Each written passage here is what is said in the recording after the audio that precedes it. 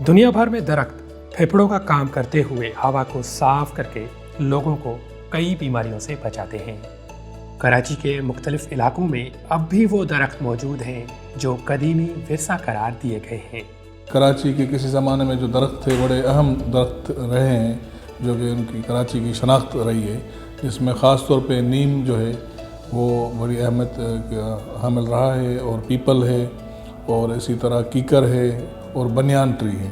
मजमूई तौर पे जो है यहाँ पे जो दरख्त है बनियान के वो 60 के करीब हैं, जिसमें से फ़िलहाल इनिशियली उन्होंने 30 ट्रीज़ को जो है वो डिक्लेयर किया है, जो ओल्ड क्लिफ्टन एरिया में पाए जाते हैं।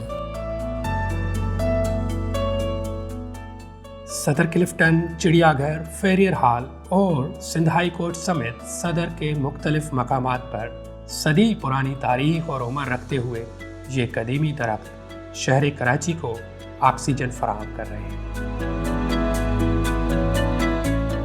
इन दरख्तों के बेशतर फ़वाइद के साथ ये सैकड़ों परिंदों की पनाह गाहें भी हैं जो कुदरत के निज़ाम में तवाज़ुन कायम रखती हैं।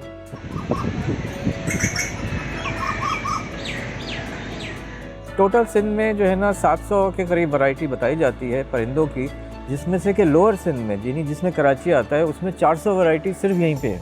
तो अब इनको दरख्तों की ज़रूरत है। धुआं, शोर और बेहंगम ट्रैफिक वाला बड़ा शहर कराची बड़ी हद तक माहौलियाती आलूदगी से नबर्द आज़मा है। उसे ग्रीन कवर की कितनी ज़रूरत है?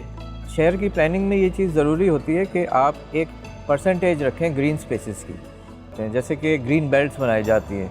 सो ये सारी चीज़ें जो है ना सिटी की प्लानिंग का हिस्सा होती हैं, और तकरीबन 25% जो है ना वो आपका ग्रीन स्पेस होनी लाजमी है, और हमारे यहाँ जो है ना वो 5% से कम है। कोनो कार्पस है वो बहुत बड़े पैमाने पे फैलाया गया है सिर्फ इसलिए कि जी वो हमें ग्रीन कवर बढ़ाना है, लेकिन नॉट ऑन दी, ये इस तरह की चीज़ें हमें प्रमोट नहीं करनी चाहिए on the cost of indigenous trees.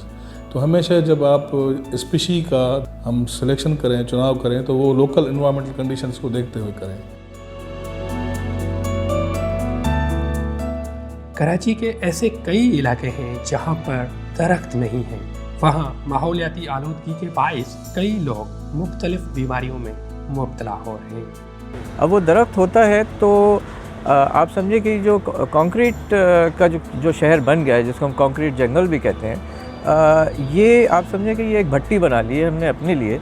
सो जो अब क्लाइमेट की जो हीट की क्राइसिस आ रही है उसमें ये चीज़ बहुत ज़्यादा वाज़ेह है कि ये बीमारी पैदा करता है, ये रहने के लायक नहीं है। कराची में सिर्फ चंद ही कदीमी दरख्त बचे हैं। उनके कम होने की वजह उन्हें काट कर उनकी जगह तामीराती काम शुरू करना बताई जाती है।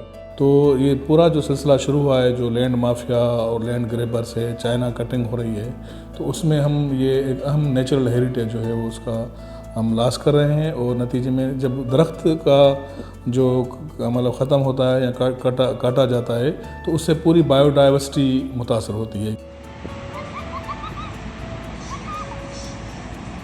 कराची के माजी को देखने वाले लोग उस शहर को याद करते हैं जो दरख्तों से हरा भरा और माहौलियाती आलूदगी से पाक था। हम जब छोटे थे अपने गांव से घूमने आते थे तो बड़ा मज़ा आता था।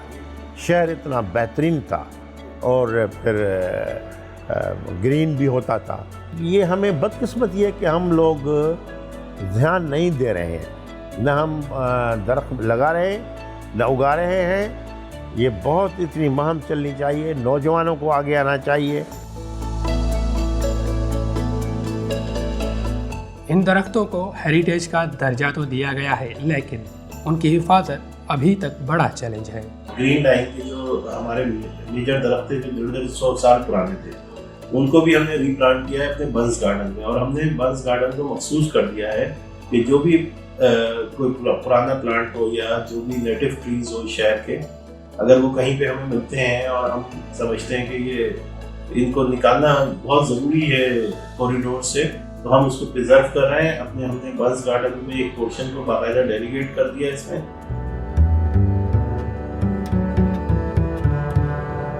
डीजी पार्क्स ने इन दरख्तों को बचाने और उन्हें काटने वालों के खिलाफ कार्रवाई के इक़दामात की बात तो की, लेकिन अब भी सूरत हाल ये है। दो तलवार से पाक टावर्स जाने वाली रोड पे जो हमारे नेशनल हेरिटेज के दरख्त हैं उनमें से एक जो है वो आज ये मुझे गिरा हुआ नज़र आ रहा है ऑन द मेन रोड। और आखिरकार हमारे डिपार्टमेंट्स और अथॉरिटीज़ ने बड़ी मेहनत से इस दरख्त को बचा लिया।